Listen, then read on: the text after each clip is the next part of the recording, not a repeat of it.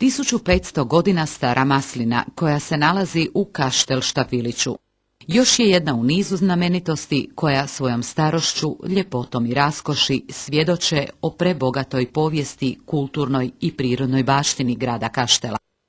Pretpostavlja se da je ovo stablo masline doneseno sa dalekog juga Mediterana, Grčke ili južne Italije. Visoko je 10 metara. Promjer krošnje je 22, a obujam debla 6 metara. Nema glavno korijenje, već čitav sustav korijenja koji je podjednako važan za njezin opstanak, a razvio se u prostoru od 100 metara. Središnji dio masline je mrtav. Hranidbeni sokovi teku vanjskim dijelom kore, koja ujedno i štiti unutarnji oslonac.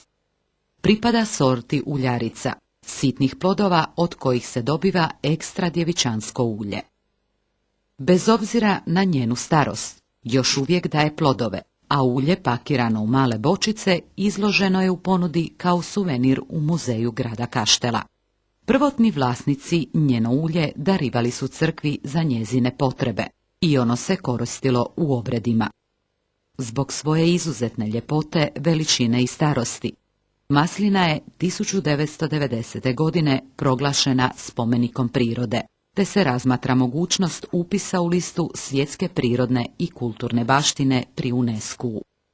Da bi se zdravlje masline očuvalo i bilo vitalno i zdravo, to jest u dobroj kondiciji i rađalo plodovima, potrebna je biološka zaštita i liječenje, koje se na inicijativu Društva za očuvanje kulturne baštine Bijači provodi u suradnji sa Institutom za jadranske kulture, a izrađen je i projekt sanacije i revitalizacije masline.